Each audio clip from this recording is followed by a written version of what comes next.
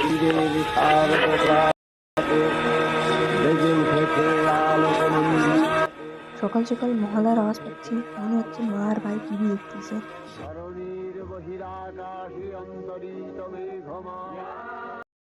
যখন জীবকুলের উপর নেমে আসে ঘোর তোমরা বিপদের দুজন কালো কত সকাল ছায়া, সকাল উঠছো তখন মহালয়া শ্রী দেওয়ার শ্রী জন্য? চণ্ডীর আমি মহাযন্ত্রের তো 4টার সৃষ্টি সময় হয় উঠি, তোর ভাই নবগ্রহ হচ্ছে 5:30টার সময়। মন্ত্রের অনেক সৃষ্টি মজা হয় আসতেছে মহালয়া দেখতে। নবশক্তি। হ্যাঁ হ্যাঁ, সব মজা করে নে। এখন তো আবার মন্ত্রের স্কুলের জন্য সৃষ্টি রেডি হওয়া হয় লাগবে তো। নবশক্তি। মা, আমি আজকে স্কুলে যাবো না। কেউ আসবে না আজকে স্কুলে। আমি একা যেয়ে কি করবো মা? ঠিক আছে, স্কুলে মন্ত্রের যাওয়া লাগবে সৃষ্টি না আজকে, হয় ছুটি করে নবশক্তি। নিস, কান্নাকাটি বন্ধ কর। ভাই তো ভালো নাটক করলো, কিন্তু আমার তো স্কুলে যাওয়া লাগবে।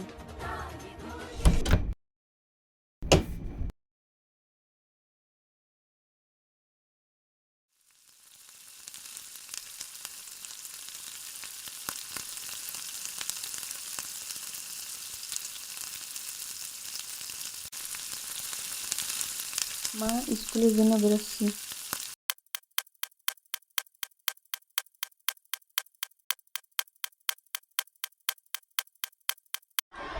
রুহি, তুই আজকে সকালবেলা মহালয়া দেখছিলি?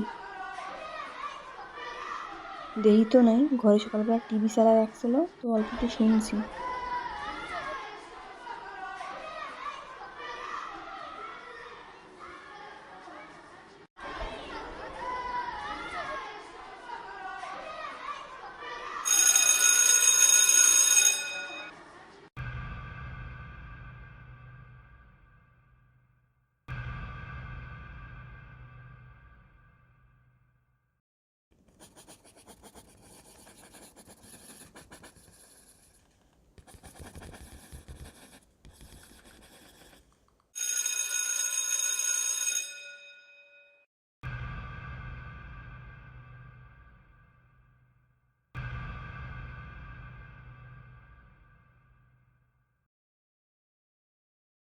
পিউ, আজকে তুই প্রতিমা দেখতে যাবি আমার সাথে? দুর্গা মার প্রতিমা কোন জায়গা বানায় ভালো জানিস তো না? বাজারে যে মন্দির আছে না, ওর পিছনে একটা ঘর আছে, ওই জায়গা বানাচ্ছে মূর্তি। তুই যাবি কি না ক খালি। ঠিক আছে তুলি, স্কুল ছুটি হওয়ার পরে আমরা দুজনে যাব, কিন্তু ফটাফট চলে আসবো।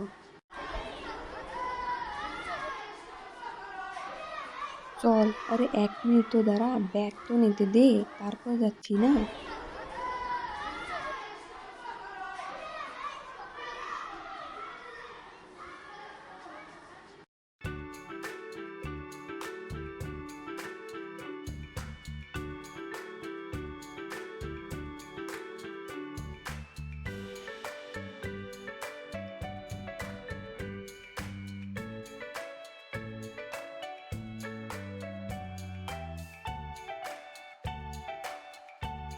প্রতিমা কিন্তু দেখতে অনেক সুন্দর হয়েছে, দুর্গা মার প্রতিমার ব্যাপারই আলাদা।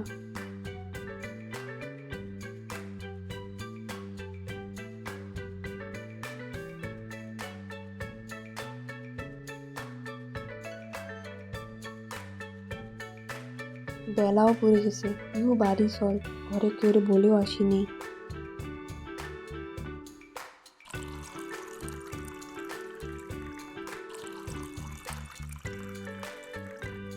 পিউ, কোথায় গেছিলি? এত লেট কেন হয়েছে? আমি আর রুহি দুর্গা মার প্রতিমা দেখতে গেছিলাম। ঘরে একবার বলা লাগতো না যে আজকে কোথায় যাবি করে? এইবার ভুল হয়ে গেছে, এবার বলে দেবো মা। হুম।